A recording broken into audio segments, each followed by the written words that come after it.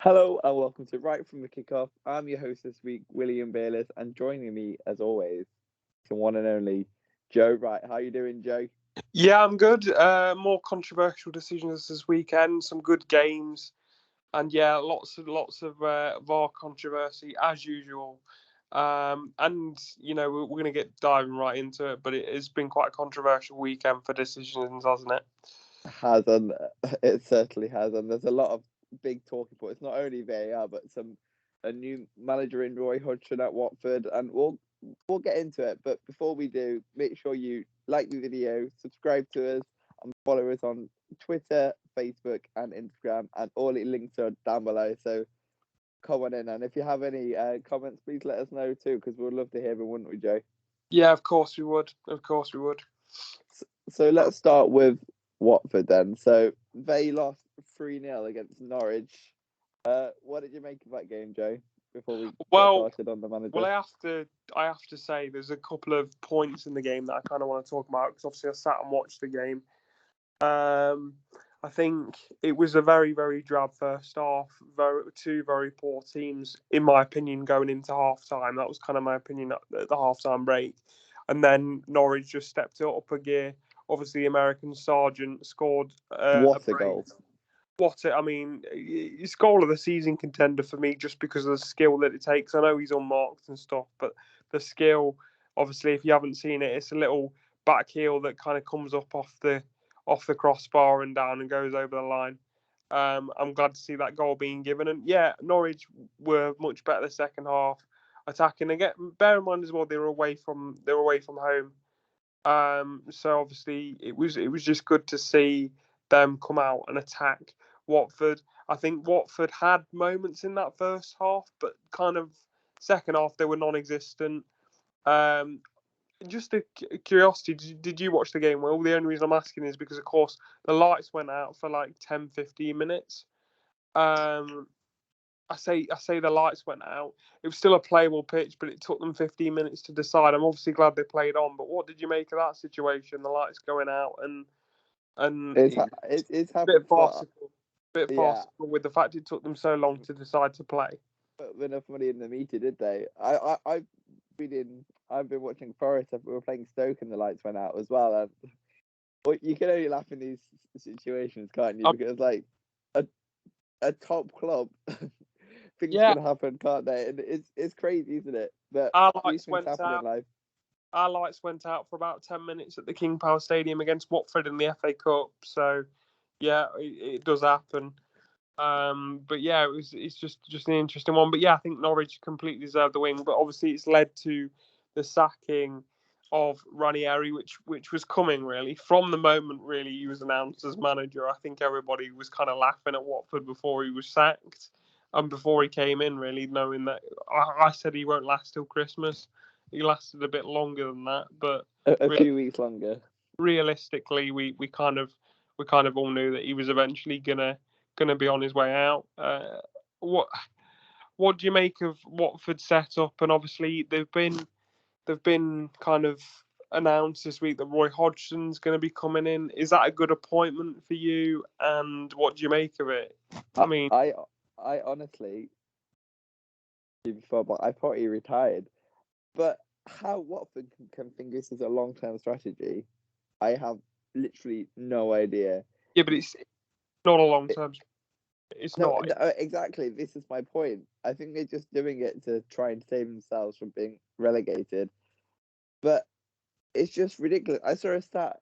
This is now their 5th manager since they had a clean sheet in the Premier League. I mean, it's just farcical.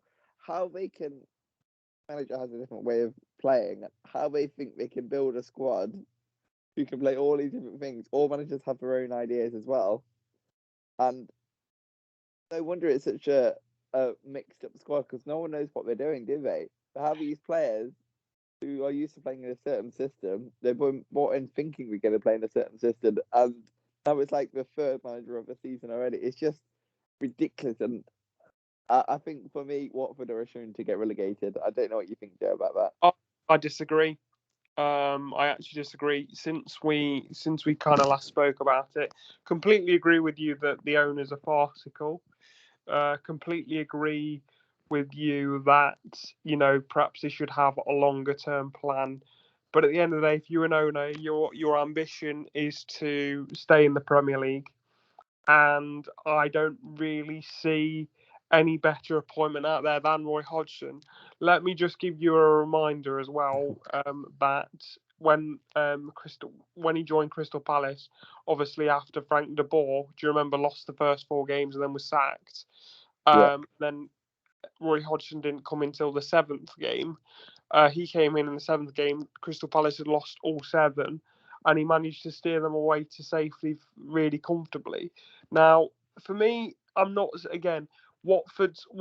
I'm not saying Watford's kind of strategy of management. I think it is like really poor, and I completely agree. I think it is farcical. But this actual appointment, I think, is quite shrewd and could potentially steer them away from danger. I could be wrong, but I think with the fact they've appointed a manager who knows he's only going to be there till the end of the season, who knows he's probably going to be going into retirement or, kind of a backbench role of the club, I think this is a really good appointment by Watford. And I personally see them staying up because I think Roy Hodgson, if you actually look at his record, he's never got a team relegated. He only struggles at bigger clubs, but actually being down in the relegation zone, I think he knows what he's doing. And I think that kind of management style hasn't changed much in terms of what it takes to stay up in a relegation battle. So I actually back Watford to stay up. Well, only time will tell on that one. And if any Watford fans are listening, let us know your thoughts on the manager. Do you think it's a good appointment, or do you think the ship has sailed for your season already? But it's all quite close, so let us know down below because we'd love to hear it, wouldn't we, Joe? As you will, because obviously I know you disagree. You think that Watford are going to be going down, which is fair enough. But why do you think that? Why do you think Roy Hodgson's going to get Watford relegated when he hasn't done it with any other team and actually steers teams away from relegation? You look at Fulham, he managed to steer them away from relegation. You look at West Brom, steer them away from relegation. And, they're called the Boing Boing Baggies for a reason. But actually, when they were under his stewardship, they stayed up for a fair few years. What do you make of that? And why do you think Roy Hodgson's going to is he bitten off more than he can chew? I've got nothing against Roy Hodgson personally. I just think the way Watford are playing, I haven't really been impressed. They just haven't been playing very well, and also the teams above them can play decent football. Apart from, you could argue Everton, Newcastle, and Watford in this example start picking up points. Everton could be in big trouble unless they start picking up points as well. But I don't know. Only time will tell. I think that. Yeah, I agree. I agree. I think you might be right, but I think Roy Hodgson's a good manager to get in for me personally. Anyway, moving on. Yeah, moving on. We'll move on to another game. Everton Villa. Now this game finished 1-0 to Aston Villa. What did you think of the game, Joe? 1-0 to Aston Villa. I wasn't particularly surprised. Since Gerrard's come in, I think we both put Villa wins, didn't we? Yeah. Anyway, regardless of obviously the fact that Benitez had been sacked a couple of days prior, I just feel like, you can quite clearly tell that Villa are a club that are obviously in transition, but they're now very settled, if that makes sense. Yeah. In terms of under Steven Gerrard, they've got no threat of relegation now whatsoever, potentially pushing for a Europa League place. I think it was always going to be difficult for Everton, especially with the form that they've got. I mean, I saw a guy I follow on social media who obviously does a fair few podcasts about Everton and stuff, and he was kind of complaining about the team, and he was like, "Oh, is this Rafa Benitez's team?" But if you look at the players that Everton have got, I couldn't think of who else he could have put out. In terms of who they've actually got, the only notable absentee from the team under Benitez was probably Rondon. But other than that, who else is he going to play? So I don't think there's going to be much changing. And I think that Everton really do lack a certain amount of talent, in that side. Yeah, I 100% agree with that. But one thing I did want to pick up on during a match that the Everton fans were throwing things onto the pitch and it actually hit Digne and Matty Cash, and we do not condone that kind of behaviour. I think it's stupid. What did you think of that, Joe? Well, yeah, I mean, obviously, it is unbelievable. You know, you should be throwing foreign objects onto a pitch for sure. You know, 100%. I mean, I will say this: it could be very controversial. I don't condone people throwing anything onto the pitch. Before I say this, it was a bottle cap, and he went down like he'd been shot. But I suppose what else are you supposed to do to get the referee's attention? So I think he did do the right thing. It was funny to see from a kind of a non-linear perspective in terms of the situation. But no, definitely don't condone it at all, and I think fans should be banned for that kind of stuff. 100%, and not good at all. Let's move on to another controversial match in the Crystal Palace Liverpool match. Now, Crystal Palace actually didn't play very well for the first 20 minutes, and Liverpool really capitalised on that. They played really well, and they went 2-0 up. And then Crystal Palace actually played really well. I think a draw would have been a fair result, but some very dodgy VAR decisions with the Liverpool penalty. What did you think of that one, Joe? Well, I mean, this is obviously a major talking point that we talked about just before we came on air. And I think, I mean, it's not a penalty, is it, for a starter? Before I start describing what it was, everybody who's listening to this podcast probably knows what I'm talking about. But basically, Jota gets the ball in the area, runs past the defender. I think it's Anderson, runs past centre back, realises he's lost control of the ball, and you can actually see him have a slight glance at where the keeper is. He moves his run towards the keeper, so the ball's gone effectively at this point, hasn't it, Will? Um, Yeah. and then he runs into the keeper, so he's basically just looking for that contact. Of course, he sees the keeper's come out, but bear in mind he's nowhere near the ball at this point, meaning Jota. So he's basically playing for the penalty, and you actually see him move towards the keeper. So it's blatant cheating. Obviously, he didn't dive because he did get took out, but he saw it's like running into an immovable object. But just to give you a kind of example of how like the big club bias and kind of the referee getting sent to VAR and giving this penalty, which the majority of fans, nearly all the fans, think that it's not a penalty. You know, you look at something like Ryan Fraser getting taken out by Ederson in the box earlier on in the season, where the ball was kind of been taken away from the situation, but Ederson clearly wipes Fraser out, and it's a definite penalty because Fraser's not looking for the penalty at that point. He's literally just kind of running after the ball at this point because he turns towards Cancelo, who's clearing the ball away, gets taken out, and the penalty's not given. And I tell you why it's not given, Will. Well, we all know it's because that the referees are starting to look at the badge.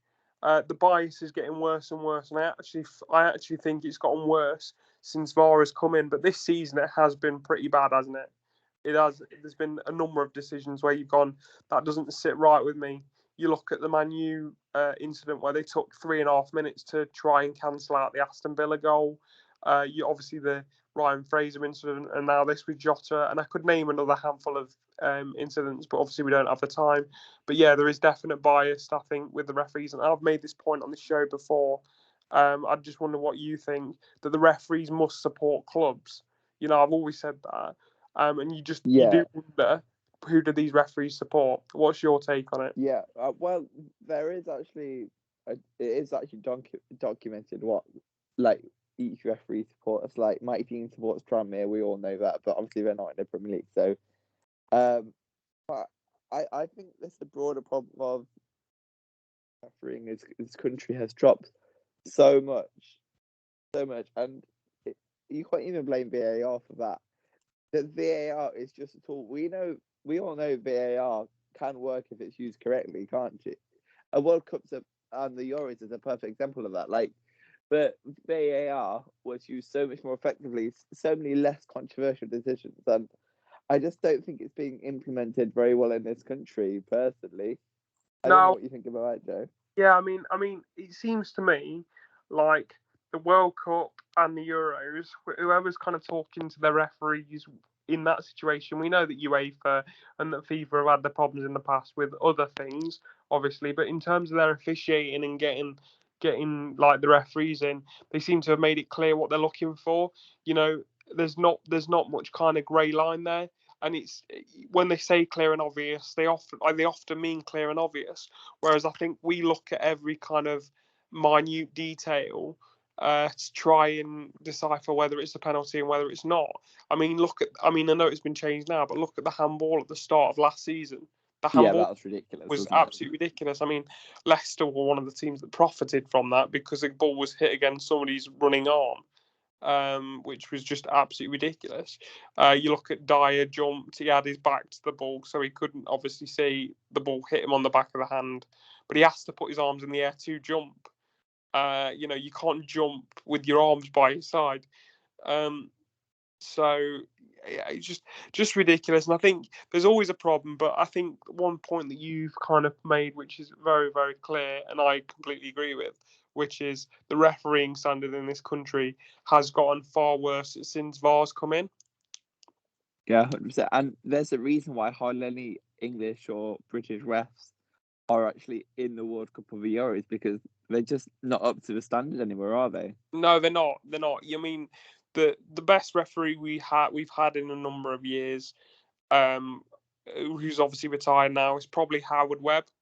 He obviously made some controversial decisions, but he made it to the World Cup final, made some controversial decisions in that final, but yeah, we're still of a standard to the point where he could get to there. Whereas I can't think of one referee at this point in time for me that would actually be able to referee a World Cup final, let alone even in the tournament, let alone the final. 100%. It's So just ridiculous. it is. I do want to touch upon another very controversial VAR moment. Was the Spurs' supposed goal for Kane against Chelsea? What do you think of this, and Joe? So before I ask you, actually, I'll just explain it. So Kane was just literally touched Thiago Silva on the turn, shot and scored. Now this goal got ruled as a foul through VAR, and I think it was just ridiculous. What did you think, Jay? Well, it's I mean, the thing is, again, they slowed the image down, and obviously everything always looks worse. So people are saying, well, obviously it looks like there's a push there. No, it wasn't. He's just using him to feel where he is. We've got to. All I'm going to say to you, Will, is, and I've said this numerous times on this podcast before as well, it's a contact sport. We've been told that football is a contact sport. I'm not sure how true that is anymore, because if that's not allowed, he doesn't push him. He literally puts his hand on his back, and you can tell that he doesn't push him. It's not a foul, but obviously, basically, Thiago Silva, obviously very experienced defender, but he knows he's out of position at that point. He knows he got lucky. Yeah, he knows he's out of position at that point. So what can he do? He's got to throw himself to the ground. Otherwise, it is going to be given as a goal. Very experienced defender, does what he needs to do, gets the decision turned his way. But again, I know we're talking about Tottenham and Chelsea, but I would argue that that's kind of big club bias again, because you definitely wouldn't have to argue very much to say that Chelsea are a bigger club than Tottenham. So again, I just felt like Tottenham got unlucky. They got unlucky with a fair few calls in the League Cup as well, in kind of the other fixtures. So I just feel like the refereeing standard in this country is ridiculous. Just to finish off on this particular VAR scenario, and I wonder what you think of this. I was listening to the radio the other day, and I was listening to a well-known player that you'll know, Stuart Pearce, very sensible bloke. Obviously, not the greatest football manager in the world, but he's currently working with West Ham, so they were talking to him about that and the radio and stuff. And he had his opinion on VAR, and I just wanted your take on it, Will. What do you think about this? So he was basically saying that he was never a fan of VAR in the first place coming in, which a lot of fans are starting to agree with now. He thinks that you should use VAR for the offside decisions, and for the goal line technology. Have the goal line technology, and then everything else should be down to the referee on the pitch.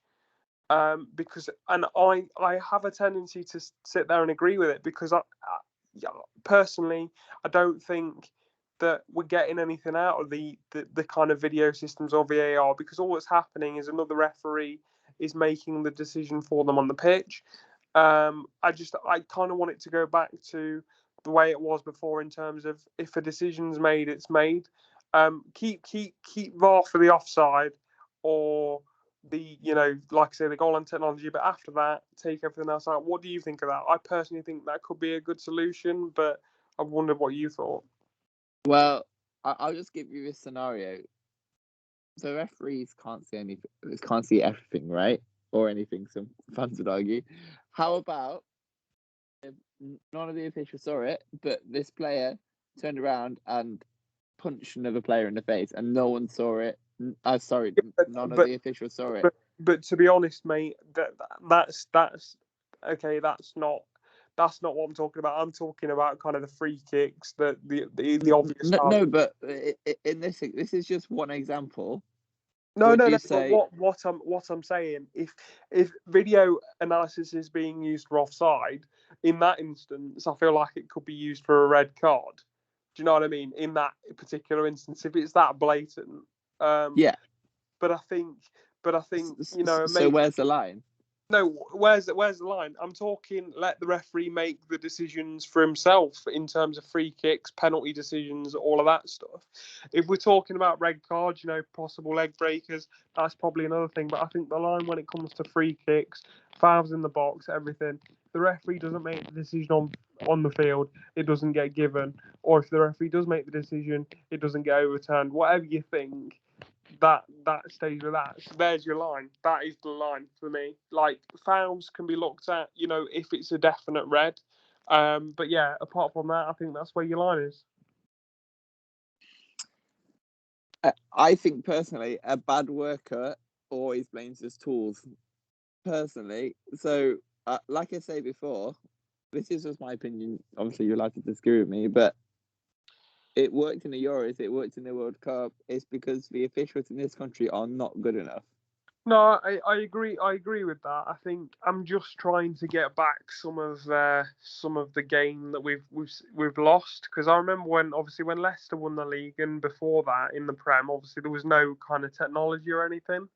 And I think back to that season, I think it was one of the last we didn't have any video technology in the league. Probably 2017 maybe was the last season, actually 2016, 2017.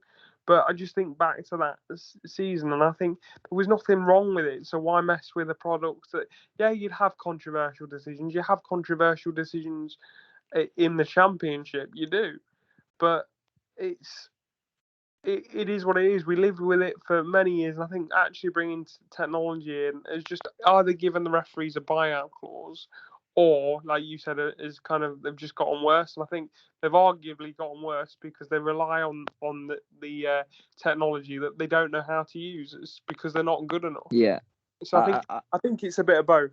I think it is. Yeah. A bit No, I completely agree. I actually agree with that. I think it is both, and I think there's no clear marker. There's always, like you say, there's always going to be controversial decisions, regardless if you have technology as well, because there's always going to be a level of subjectivity to any decision they make anyway. So one referee could say one's a foul, but another referee could look at it and say, no, I don't see anything wrong with that. You see that in every profession ever. There's always different opinions to the same thing, isn't there? Yeah, and there's always, and I don't care what you say. I mean, the pundits, us as fans, we support our teams as well, or we like certain teams better than others. Do you know what I mean? Even if we don't support teams, we've all got our preferred teams. You always got in your head who you would prefer to win a game, usually, haven't you? Yeah. So I think because of that, there's always going to be some bias, however unbiased you want to be. Do you know what I mean? So Yeah. it's just that way, and the referees are going to be the same. We're thinking, oh, we can make those decisions, or this. The referees are going to be the same. So there's always going to be that there. I think the one thing with VAR, and I know we are deviating a bit, so I'll make this one last point and we'll get on to the rest of the show. But I think the point I want to make is, I think what I would love to see is just some of the games given back to the fans, in terms of them not being in the stadium, not knowing what's going on. Do you know what I mean? I remember watching loads of Championship football. I watched QPR versus Swansea last night, and I just thought, oh, this is so nice, knowing if there's a goal or there's a decision. Yes, all right, there might be controversial decisions, but whatever the referee says, it's staying with that on-field decision, and you don't have to worry about if it goes in the back of the net and the goal's given. The goal's given. You don't have to worry about, oh wait, hang on a minute, there might be another 15 minutes of kind of deciphering whether his armpit hair's offside. Do you know what I mean? So it's just, I do worry about that. For the fans, I think the football has lost some of its entertainment value ever so slightly since VAR's come in. Yeah, it is getting a bit ridiculous now. But yeah, let's move over to your team then. So a 1-1 draw against Brighton. What do you think of that game, Joe? I was honestly, first of all, I was happy with the result. Obviously, we suffered a major blow against Tottenham the game before, which I'm glad we're not really touching upon because it was horrendous. I was watching it, very painful. Obviously, just to give anyone a background who's listening, we were 2-1 up with 5 minutes of extra time to play. We were 2-1 up with 10 seconds to play of that extra time, and we somehow lost 3-2. For Leicester fans who were saying, I don't know where the extra 2 minutes of added time came on, it was pure and simple because there was quite a few fouls in extra time play. So it was the referee, obviously goal celebrations as well. They add on a couple of minutes, don't they, if that kind of stuff happens? Yeah, I can't really argue because Leicester was stupid when they went 2-2. Leicester just gave the ball away. There's no arguments there for me. I'm not arguing at all. I'm just trying to explain why that isn't an argument. So I'm agreeing with you. No. Yeah, I know you are. Don't worry. And so the Brighton game, obviously, we were the better team first half. Listen to this one on the radio. Better team first half. Missed a fair few opportunities that realistically we could have scored. Daka scored sort of 30 seconds after the restart in the second half, and realistically after that, we were kind of holding on, and Brighton were well deserved of the lead. And when they got the equaliser through Danny Welbeck in the 83rd minute, they could have quite easily gone on to win the game. And that's why I was quite happy with the result, because I think for us psychologically to still get a point from that after what happened on Wednesday, and to be under the cosh with Brighton. I know that people are saying, oh well, they're just Brighton and stuff and you're at home. Yes, but there are some results have psychological impacts more than others, don't they? And I think the Tottenham game was one of those. So I think actually Leicester passed a bit of a psychological barrier and managing to hold on to the point. Can't complain with the fact that Brighton got a point out of the game. I thought they played very well. I think the game also swung. They were already on top, but the game swung even more heavily in their favour when a player who I love for Brighton, who's Lamptey. I think he is a quality player. Oh, he's a great young right back, isn't he? Yeah, he came on, obviously, because he'd come back from injury. They're trying to manage his minutes. So he came on for the last, I think, 20 minutes, and he made a massive difference for Brighton. Welbeck as well, scoring the goal. So overall, can't complain about the result. And it's another point on the board for Leicester. And I think what we've got to realise is Leicester City fans, probably another cup run incoming. And potentially hopefully we can change that. Just a mid-table season. No, but realistically speaking, I think Leicester will beat Forest regardless of what team you put out. And that's not me being cocky. That's just me on paper. I'd expect us to beat you 2-3-0.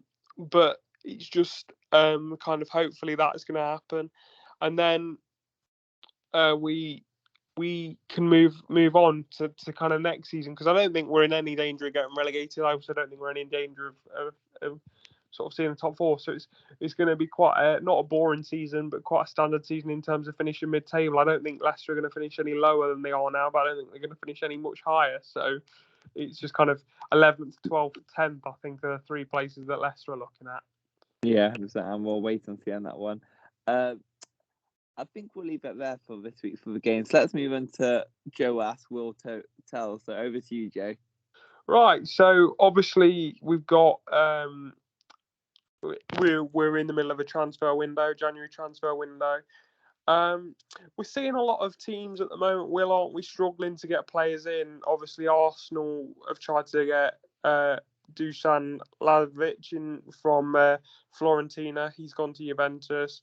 We're obviously seeing Newcastle actually struggling to get players in, regardless of them getting money. The point is, I'm going to move this on to Newcastle now. Do you think they're struggling because clubs know how rich they are, so know how much they can pay? Or do you think that it's also a case of Newcastle wanting to set the stall out for the summer? In other words, you're not going to take advantage of us. And do you think Newcastle, if they don't kind of push for these players that they need, in my opinion, they need a centre back. Obviously, Lingard coming in, they need one or two more players realistically. Are you underwhelmed by Newcastle's transfer January activity? And do you worry for them because they're not bringing in like the players they need, in my opinion? And also, just January in as a whole, is it quite an underwhelming time of year for a lot of clubs? Because a lot of people think, oh, you can bring in loads of players, but actually January historically you don't bring in a lot of world-class players. I think there's one or two I can remember, Suarez, potentially a couple of others, but there's not really many others that stick out for me. What do you think? Yeah, I agree up to a point. I'd say Newcastle, I think they might be safe under Eddie Howe anyway, but you are quite right. They might be struggling because teams know, they know they have a lot of money to spend, so they can reject that one extra one, you know what I mean, and try to squeeze as much as they can out of the situation. I also saw that potentially the Lingard deal on loan to Newcastle is on the verge of collapsing as well. I don't know if you saw that, Joe. Yeah, so they need to be careful. But I think they should be safe under Eddie Howe. But you're quite right. And in regards to January in general, it's always hard because a lot of teams have a momentum going forward, so they don't want to lose some of their better players. Momentum or keeping the best players safe from relegation, for example. So let's use it's like using Leicester as an example. Yuri Tillemans, we know he's got about 18 months left on his contract. 100%. Leicester will sell him in the summer. They will not sell him in January because there's no point. You sell Tielemans at the end of January, whenever you sell him. Who are you going to bring in? Because one, teams are going to know how much money you've got for him, so they'll want more money for the player you try and buy. It's not going to work, and I think that's where the difficulty comes in. And I think Newcastle, like we've just mentioned, they're always going to struggle because they know they've got these new owners, and players are going to be like, well, you've got billions and billions of pounds, so we want more. Yeah, 100%. And I think, especially when some teams leave it so late, they do splurge a lot of money in the last doors. The teams are more likely to say no because they might not have anyone lined up. You know what I mean? Exactly. You've got to. That's what I mean. That's what I meant with the Yuri Tillemans. We're not going to sell him in January. Whereas in the summer, if he goes, we've got plenty of opportunity then to replace him. With being a bigger transfer window, get him ready for the season rather than it being a midway through. So you're not likely to see a lot of players moving in the January transfer window, especially with kind of the COVID and even the football economy being hit as it has. A lot of teams aren't going to want to sell their best assets in January. Yeah, 100%. So I think that's a good place to leave it. So thanks very much, Joe. Make sure you give us a like on Facebook, Twitter, and Instagram, and make sure you comment down below on all your thoughts on all of aspects. Next week will be an FA Cup episode, won't it, Joe? Because this weekend there's actually no Premier League action due to the winter break. So anything else to add, Joe? No, so we've got obviously, like say, FA Cup action, big game for me and Will, as we've been kind of dropping it in there every so often. Looking forward to that, and looking forward to talking more things FA Cup. So I can't wait for that one, Joe. I've got my tickets ready, and I'll see you later, Joe.